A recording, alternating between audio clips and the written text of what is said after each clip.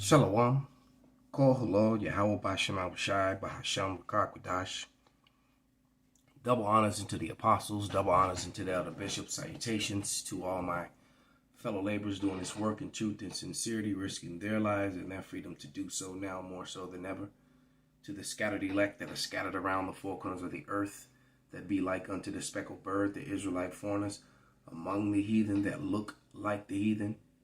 And to the Yahawah that are listening and learning, to you I say Shalom. This is your brother Malcolm from the branch of the Great Millstone here in Chicago, coming at you another lesson in truth. And got a couple things lined up, some evidences and some artifacts. But this video, this topic is becoming a hot topic, and it's simply because the truth, we're living in a time where, Esau is being exposed. The truth is coming out, and there's really nothing that anyone can do about it. What they will do eventually is shut down the internet. And I was actually having this conversation with my client, with a woman with the Edomitish appearance yesterday, and she was just blown away at this information. I don't even remember how the conversation came up, but nevertheless, this was a conversation. And then I came across this video. All right. This video was sent to me. I'm like, this is crazy. We just had this conversation. But, this is, you got this one, and I'm talking about the one right here, the Black European History Revealed. I intend to watch all three. I just watched parts of it. All right. I didn't watch the whole thing. I watched a couple of minutes of it, and, and he said a couple things that I agree with, because he said that these people, these black people, and these original black people that were British, Scottish, and Irish, with a question mark, or in those lands, they weren't Africans, which is an argument we've been trying to get that across the whole time. Then it's got evidence of black European heritage, the 1619 project. So there's a lot of good videos here that that I intend to watch. But I'm gonna profile the Black European history one. But first, we're going to present some other evidences. So what you have to understand, because I remember how the conversation started. I was telling her about Bacon's rebellion and the beginning of whiteness. That's how it started. All right. And because she's like, why I never learned this in school? And I was like, well, that Bacon's rebellion, which happened in the 1600s. I forget the exact year, but it was in the 1660s, I believe. It was somewhere between 1660s and 1681, somewhere in between that time. I forget the exact date. But in that rebellion, what happened in that rebellion was you had the elite Edomites, because I explained to her that there's no such thing as white, that they made it up. And it was literally made up after Bacon's rebellion. And I broke down to her how most of the women that were coming over from Europe that were in pale complexion were marrying men of color when they got here to the colonies. Something else that they don't share with you. And the pale men in the colonies were not getting the first choice of the women at all. And you had free so-called black freedmen. All right, and you had so-called black indentured service, and you had the same among whites. You had indentured, servants that were also white. Then you had the natives. You also had the Chinese. So what happened was, in this Bacon's rebellion was led by this guy Bacon, who I believe was an Edomite. They got together and they came against the wealthy and almost took them down. The wealthy paid off militias and stuff to stop it and bring it down. So to prevent it from ever happening, they created whiteness. And what it did was it allowed white men front of the line privileges, basically, in life and everything, in government, in civilian life, and everything. All right, they got the right to vote, the right to own property, the right to actually go to use the court system. Things that people of color, especially Negroes, were denied. And it gave them an advantage in every way possible. They even gave them immunity from justice from people of color, especially blacks.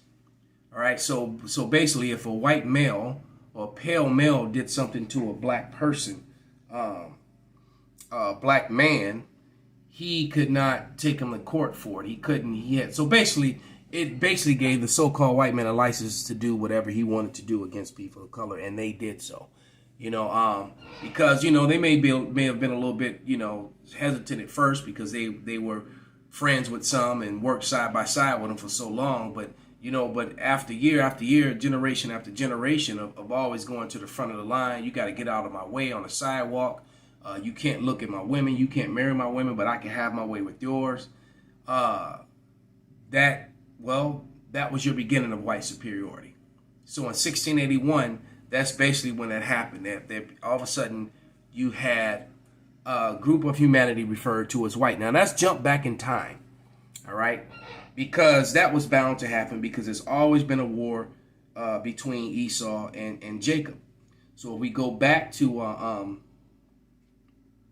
the beginning, we go back to when the Edomites came into power. You have to go to the book of Maccabees, all right? When they took over Europe from the brown flesh Etruscans. Europe was brown. And this guy proves this in his video quite clearly.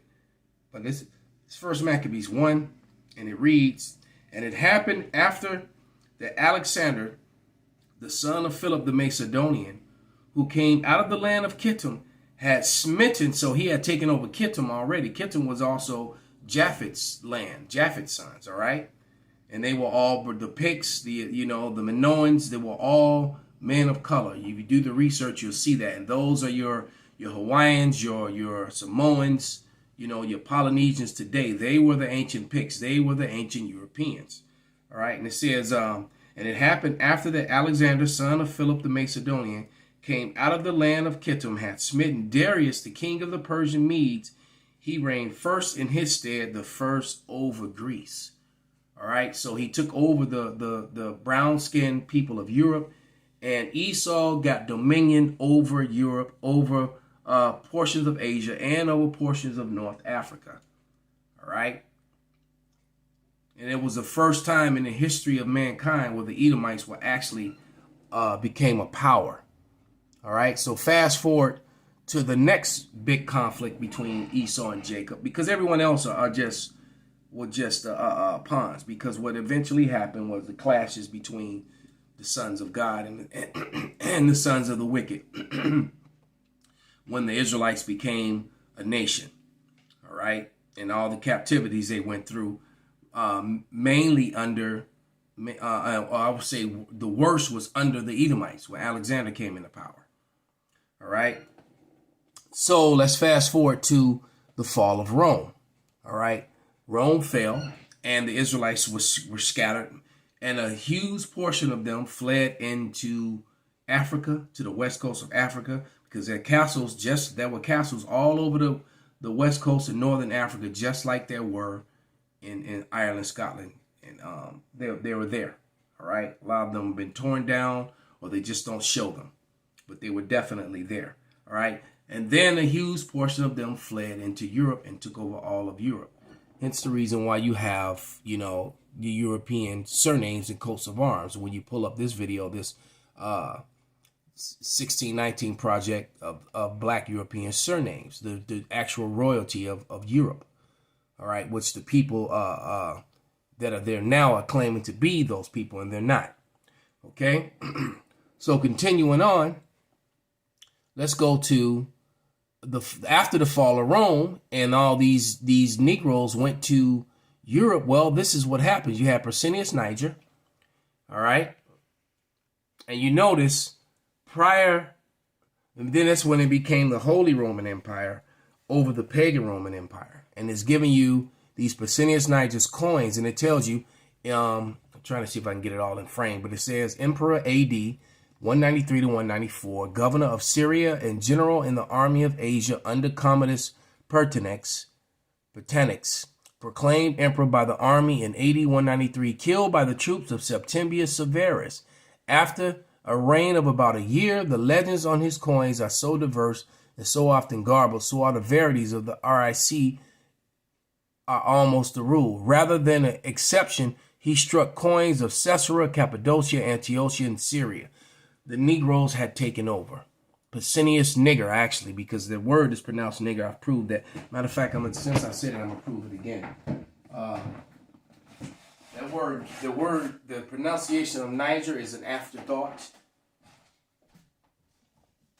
Because the word nigger was simply no different from saying black, moreno, Jew, or Moor. It was no different from that.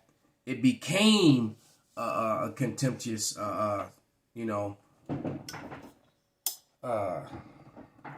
word. But it wasn't always so. It was just a description.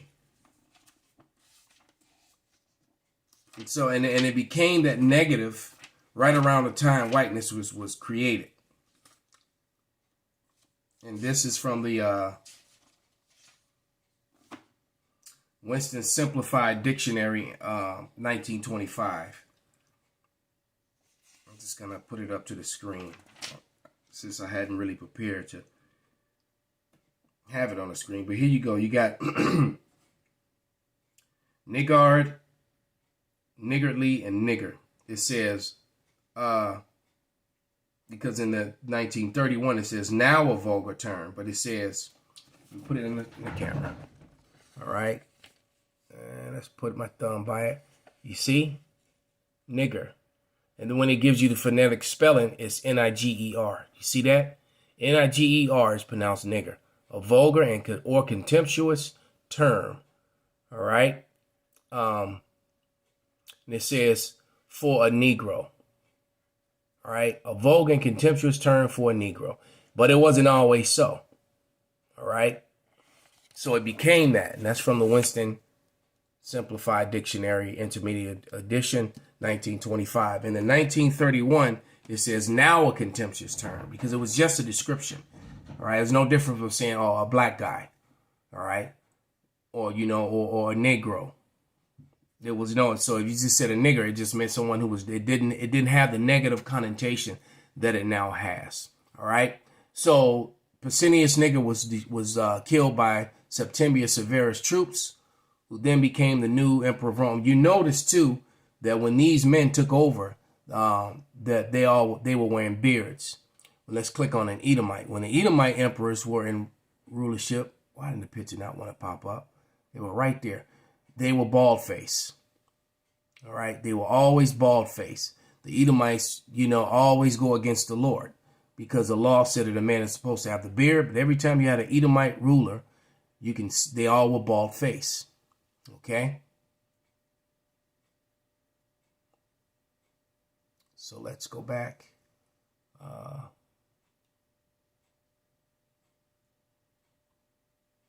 Get rid of him. Let's get rid of him. Let's get rid of him. So, Septimius Severus. All right. Then you see him there. Then you see Renaissance art. He's made white again. What happened? Because you got to think of that 1,000-year period. All right. When the Negroes ruled Europe. But then as soon as, and here's another one of him being tawny, or you can call it tawny or ruddy, which means like, maroonish brown, kind of sandy brown. And because ruddy had nothing to do with paleness. That they changed that modern time. All right. This is actually kind of ruddy. This one here where you see the cursor. All right. But this is he has a beard, but they gave him the Edomite features. All right. That's your Renaissance art. Remember that when the Edomites were in rule, they did not wear hair on their faces. They shaved their face bald in defiance of the Lord. All right. And they still do that to this day. All right. So let me grab a quick scripture before I present this video, this information. This is Psalms 85. and 11. And it reads, truth shall spring out of the earth, and righteousness shall look down from heaven. All right. So I looked up, you know, especially after reading Benjamin Franklin's letter in 1751, and how he called all of Europe swarthy, tawny, dusky, which all mean black. I looked up blackamoors in Sweden just out of curiosity, and this is what popped up. And you can see these people are wearing gold. They're wearing jewelry. These were their people in Sweden. So, and these were not Africans. You look at this. I mean, how are you going to, you know, deny these evidences? And this is what they do. And see, now we're living in the information age. See, they think that the internet was created for their, because these surely are people of royalty, of power. All right? But now, look who's taking it over. She has. Now you got these tall, pale Swedes. But these were your ruling class people in Sweden. These are the people that built the castles and the different things that are in Sweden. Not so-called white people. All right? Okay, he's a king. He's got crowns full of jewelry and jewels. What slaves walked around like this? And there's no history of slavery in Sweden. Why? Because these were the ruling class people. All right? As simple as that. Okay, so let's play some of this video, Black Europeans Revealed. So here's the video, and let's click on it and let it play. Of course, freaking commercial, son of a bitch. Shut up. Miss this information, please check my research for yourself. Hey there, and for clicking on my video.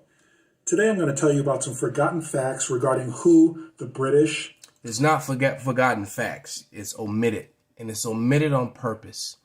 This is omitted history. And you see the way these castles are built? Negroes built that because they didn't build with hewn stones. And the reason you know, with all this information that I'm giving you, the back and forth rulership of the Edomites, rulership of Jacob, because when Esau got back into power, these sort of buildings weren't built anymore. They don't build like this anymore because they never built them. All right. And these are the same structures you will find all throughout North Africa and some parts of West Africa, as far as Mali as far as Mali. All right. These castles in Senegal. All right.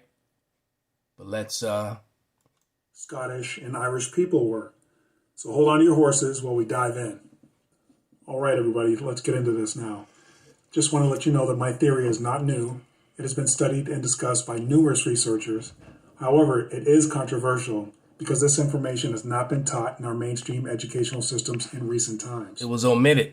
It was never taught. Before you dismiss this information... Wait, it was never taught. And it was never taught. As soon as Esau Edom took over, he whitewashed with so he's telling you the truth, but then he's also softening it a little bit. All right? Because Esau completely whitewashed history via the Renaissance. So this was never taught. And now that it's being taught, they get angry and they get mad. And look, like I told you, man, you were not the last kingdom. You were not Uchud of Bebember. You were not the Vikings. All right. You were not the Danes. You were not the English. You were not the Scots. You were not the Irish. All right. You're the people that live there now that are claiming that history, and it is not yours. Let the evidence be brought forth. Please check my research for yourself. This information may come as a shock to many of you, but that does not mean it is not true. I'd like everybody to know that my theory, and I reiterate, it is not my theory alone, because I am only one of many who have come to realize through research that the original Europeans had black, very dark brown, very swarthy, brown, light brown, sanguine, tawny, olive, swarthy complexions. Hey, Benjamin Franklin said the same thing in his letter in 1751, which I believe that letter is going to disappear off the internet. I'm going to try to go ahead and print it or download it before it does, because that's some pretty condemning evidence. Videos like this will eventually be scrubbed from the internet as well. Not only were the original Europeans swarthy, a vast number of European nobility were So you got to also think too that black replaced the word swarthy, just as white replaced red and fair. All right, because if you were pale or fair or red, that was referring to a person that's called white today, and he's going to give you a color chart to prove that. Although I used a color chart to do that, about 13, 14 years ago. I found one and was using it. All right, but here we go. Swarthy. And many of them continue to have swarthy complexions until the early 1800s. Okay, so right now we're going to discuss two terms. Okay, the first one is swarthy, and the second one is complexion. Okay, many of you probably think you know what these terms mean, but let's go over them anyway, just to make sure we're clear, because they're very important to the research. Okay, so the first term is swarthy, which means of a dark color, complexion, or cast. Okay, that explanation is straight out of the Merriam-Webster Dictionary, 1828. Okay, so another explanation of this word swarthy is of skin color, complexion, etc., dark. And that is out of the dictionary.com. Then last, we have of King James and the Scots were referred to as the swarthy hordes of Scotland. A person or their skin dark, a swarthy face, complexion. And that comes from the CambridgeDictionary.com. So if you go ahead and look up the term swarthy or the definition for swarthy in most dictionaries, either present or past, you will find basically the same explanations. Let's move on to the second definition, complexion. Complexion means the hue or appearance of the skin, and especially the face, a dark complexion. And that comes from the Merriam-Webster Dictionary 1828 as well. There are several other definitions of complexion, one of them being the general aspect or character of something. And that definition comes from the lexico.com, powered by Oxford. Nevertheless, And the word appearance can also go their visage. All right? I got a scripture for you. When it says the hue or appearance, their visage, meaning when you look upon them, what they look like. One of my favorite scriptures that I use to prove about the tribe of Judah. All right, the southern kingdom. This is the book of Lamentation 4:8, and it reads, "Their visage is blacker than a coal. They are not known in the streets. All right, their skin cleaveth to their bones. It is withered. It has become like a stick." So these Israelites, when you're starving, you get even darker. All right, and not only that, the Israelites are not known in the streets because they're not known as Israelites. They're known as blacks. They're known as, Hispanics. They're known as, they're known by all these bywords and not who they really are. to be clear, when I speak of complexion in my research, I am specifically speaking about the appearance of someone's skin, especially their face. Okay, now that I've talked to you about the term swarthy and complexion, I'd like to go to this next area and talk about melanin. Okay, and as you can see on this picture here, these are many of the various human skin tones or hues of melanin, excluding the extremes on both ends. My intention is not to exclude the extremes on both ends of this spectrum, but they are extremes nonetheless. Because we are so used to going from left to right, because we read from left to right in English, I'm going to start on the left side.